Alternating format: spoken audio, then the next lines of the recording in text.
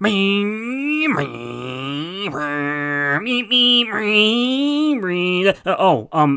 I didn't see you there.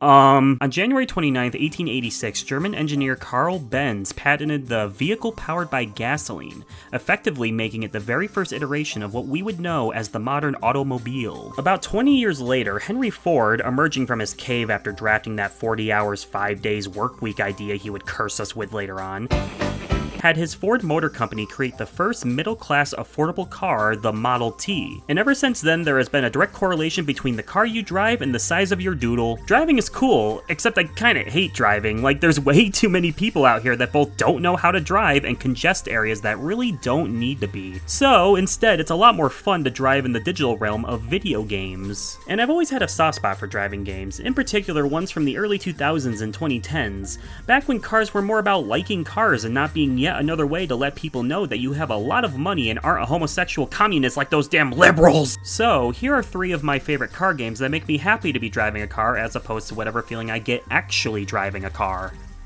Malice, that feeling is malice. So, tell me viewer, what was the first racing game you ever played?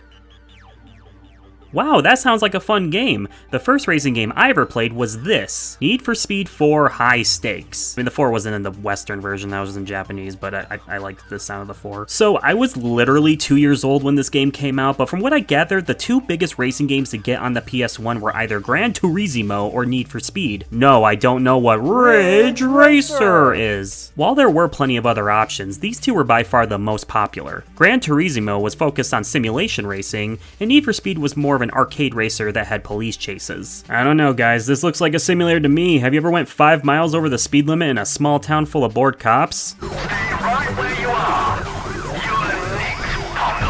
Coming back to this game after all this time, for as fun as the gameplay is, this is definitely more of a vibes game for me. The racing is your garden variety racing. The NFS series has always done arcade racing really well, and this game is no exception. It is definitely a lot drier than a modern NFS game, although occasionally you'll see the AI wipe out in a pretty wacky way. But with a nice sense of speed and a wide variety of cars to choose from, this was a fun game to go back and play. That's not why I wanted to come back to it though. The aesthetic of Need for Speed 4 is what makes it stand out to me. While it may be greatly due to the heroine of emotion we call nostalgia, I think this game has a menu and music styling that is sorely missing from modern racing games. When you play a racing game from the last few years, you'll get some sauce out of the menus and they do make the cars look cool, but what you don't get is a feeling that you're looking at the pinnacle of racing vehicles on offer in the modern era. High Stakes did this back in 1999, not just through the slick UI and what were at the time the best graphics a 32-bit machine could produce, but an unexpectedly atmospheric soundtrack that gives it almost an ethereal vibe. The in-game racing music is a high-octane mix of electronic breakbeats and rock and roll, which makes this kind of boring-looking driving feel a lot more intense.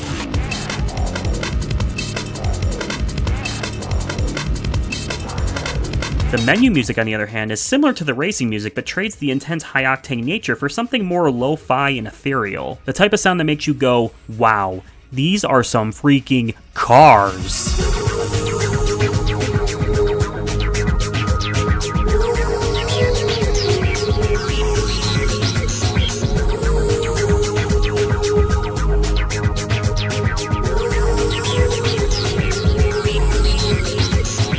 For as dated as PS1 games can look, this game actually upscales pretty well through emulators. Cars tend to look better than human models do when going back to older hardware, and I think the reflections on the texture work goes a long way to give a $65,000 look to them. As a kid, I could only figure out how to get to the test drive mode that lets you drive any of the in-game cars aside from the McLaren F1 and Mercedes-Benz CLK. Because it was locked, I assumed that the McLaren F1 was the coolest, most fastest car ever, which isn't completely wrong. Being able to use it now, shit, whoa! I was always a fan of the Porsche 911 though, that was my go-to car. Now that I know that I'll never be able to afford one, and Sally from Cars doesn't do anything for me, I ought to go for something more affordable. Where's the Ford Taurus in this game, eh? This was my attempt at a car joke. You're welcome. I think Need for Speed High Stakes is an example of how far a game's aesthetic can carry it. Without the atmospheric music and slick as hell menus, you just have a pretty good racing game that honestly isn't worth going back to. But if you're into old racing games and hate supporting indie developers for some reason, then this is an oldie I'd go back to just vibe. Because it is a gosh darn vibe.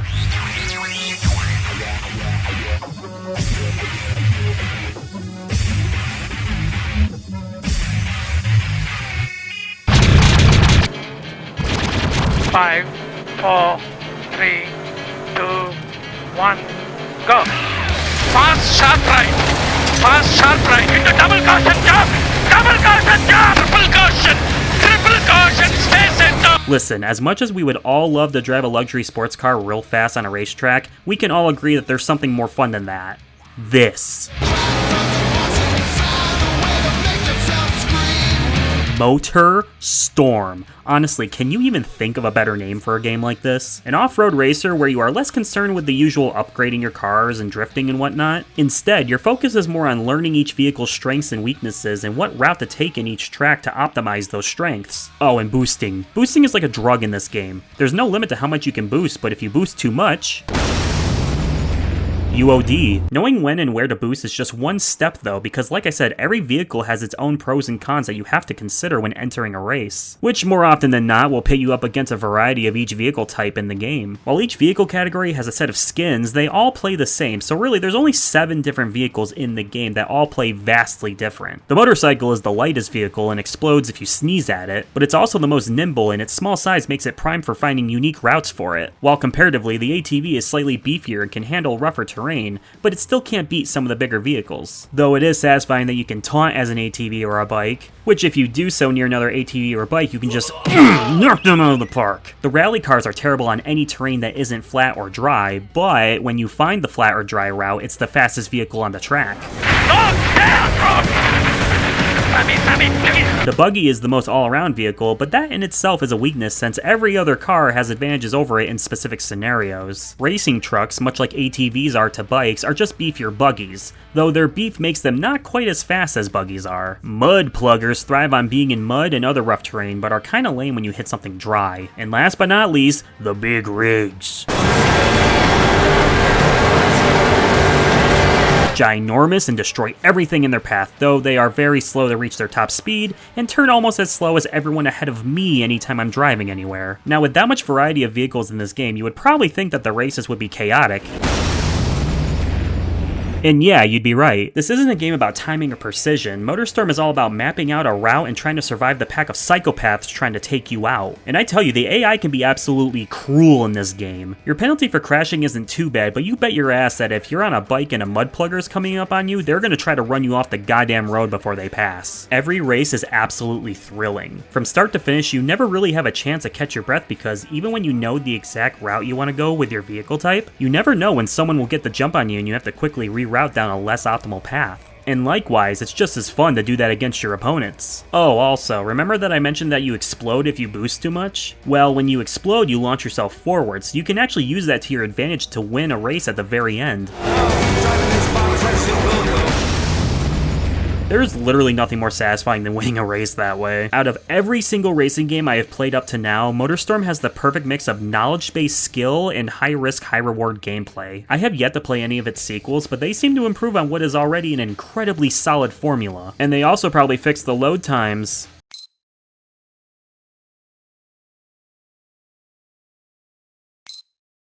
I've seen 2 videos about MotorStorm and they both had a bit like this, so I just assumed you had to do this for a MotorStorm video. Fast, medium right. You have to turn the wheels, Sammy. Fast, medium left. Sammy, can you please concentrate? Please, I beg you. Medium left, medium left, medium left. Listen to my call.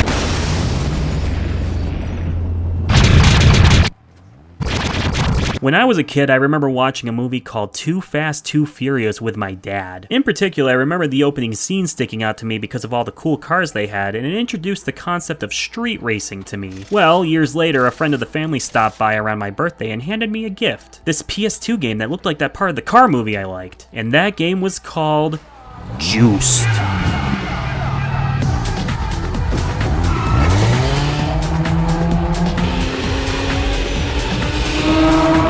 Thanks to the popularity of the Fast and the Furious movies, there was no shortage of street racing games back in the early 2000s. And while most people played the Need for Speed Underground games, I played this instead. Those of you who haven't heard of this game are probably looking at this and thinking it doesn't look like anything special. And yeah, I can't say Juice stands out too much on a surface level, but once you get into it, you'll find that the game is actually a really tightly knit experience with some charming flair to it. You start the game with naming yourself and your quote-unquote crew, which I think is mainly because the online racing was a major focus, but I don't know how selecting your preferred dated cell phone is supposed to relate to anything, you are presented with an arcade mode and career mode, to which we're going to simply disregard the former because the career mode is where I feel this game stands out. So the way this game works is that you get presented with a calendar in which you'll be able to select from a series of racing events. You'll participate in the race, hopefully win, and get money that you can use to buy new cars or tune the ones you currently own. Rinse and repeat until you stop playing. Now that sounds kind of boring, doesn't it? Well, here's the thing. When you enter a race, you'll get the option to bet with one of the other drivers who will speak with you directly.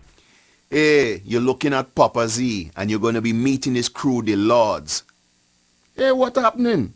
Your car look better than mine. They aren't the most interesting characters, but they do add some much needed personality to a game like this. This blue car would just be a blue car in any other game, but tell me the driver's name is Biggie and letting me meet with him turns him into a rival that I want to beat. Hi there.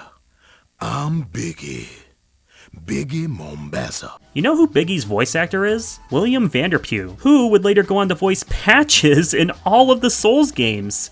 Talk about vocal range, my goodness. Wallow in your spit, you filthy wench! Now, negotiating with the drivers isn't all that special. It's very binary, but you can impact their composure the more you beat them, which just kind of causes them to be less likely to accept high bets from you. But other than that, it's not going to be anything too crazy. You'll be approached sometimes, but you can just say no. Except if you do say no, you'll lose respect from that driver's respect meter. Yes, so each driver will reward you with respect for doing stuff like winning races or beating them in bets, but they all also have their own autistic special interests that they will give you bonus respect for, like Biggie preferring sprint races or Jack judging your car's customizations. Is that the best you can come up with? The more respect you have with each driver means you can interact with that driver more, from attending races on their turf or being able to race for pinks, which means you'll bet the car that you're racing with. Of course, the AI is firing on all cylinders for these races, so I usually end up losing these. Guess for me, it's racing for stinks. At least they're respectful when you decline their invitation. Do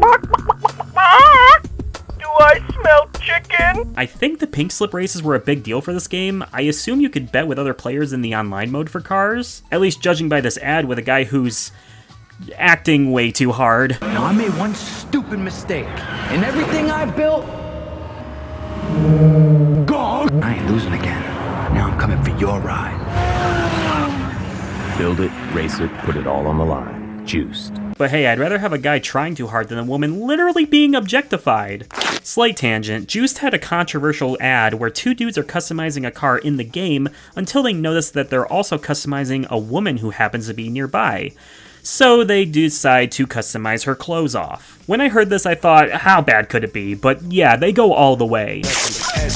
Like, I can't even show this on YouTube without censoring it because her top comes completely off. The woman in the ad is British model Alex Sim Wise. Huh, she's pretty tall for a hobbit. She worked on G4's Attack of the Show and has been doing modeling for her whole career. And judging by her Instagram, she was probably okay doing this ad. And hey, good for her if she was comfortable with this, but after seeing it myself, I can understand why people were uncomfortable by this ad. But even with the controversy, the British network Channel 4 voted it the best viral ad that year, so remember, Channel 4 says objectifying women is A-okay. Anyways, the game itself isn't about women, even if there are 3 of them in here. It's about driving, and the driving is way more simulator focused than the other games I've talked about in this video. The cars feel weighty, and sometimes that can be to your detriment, and I think it definitely depends on how you prefer to play, but if the car is anything other than a 4-wheel drive, it becomes so hard to control in later classes. And I swear, you can just randomly spin out if the game feels like it, even though I'm sure it's just because I suck. The game feels really nice to play at earlier stages, or if you happen to find the right car later on. And honestly, a lot of the fun I have with this game is customizing the cars. The customization's good in this game, but it's definitely not anything close to what a modern Need for Speed game, for instance, has. Hell, even Juice 2 has better customization, with having actual layers on the decals. Too bad that game sucks. I think what really makes me want to keep coming back to Juice is just this really cool aesthetic it has. I mentioned that it definitely was influenced by street racing films, and that's really what it feels like. Not only does this game hold up incredibly well graphically despite it being a PS2 game, but it really pushes this sleek neon aesthetic with its UI and some classic street racing tropes with its different maps. Docks, hillsides, racetracks, and just a simple hill street. Not to mention a soundtrack that I would describe as perfectly dated. A lot of butt rock, rap, breakcore. If you want any indication as to when this game came out, it includes the song Club Foot by Kasabian, which is a great song, but it was like in everything at the time.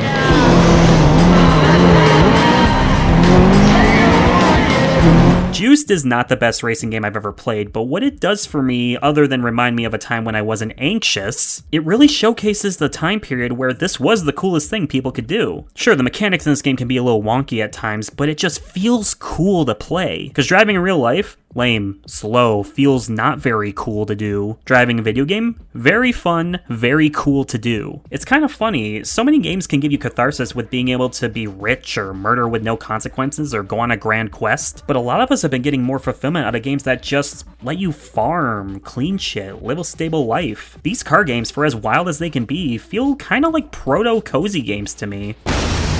Hell, games like Euro Truck Simulator prove that driving can be a cozy experience as well. So really, these car games are, to me, the first cozy games I played. And I mean, when I played it as a kid, it was because it was fun and cool to drive fast since I couldn't do that. But over time, the appeal became less I want to drive fast and more I want to drive fast and not go to prison. In the same way, I want to farm and not risk my entire livelihood. Or I want to clean shit without spending my whole day on it. Or I want to drive a truck and not piss in bottles. I think we as humans in a human society do enjoy the things we do every day, but the issue is the fact that we have to do it for other people, and that's what makes it feel like torture. So the next time I'm sitting in my car wishing I could boost until my car ODs on boost, I just gotta remember that there's no escape except for in death. But if I die, I won't be able to play more car games, so I'll stay inside the lines, I guess.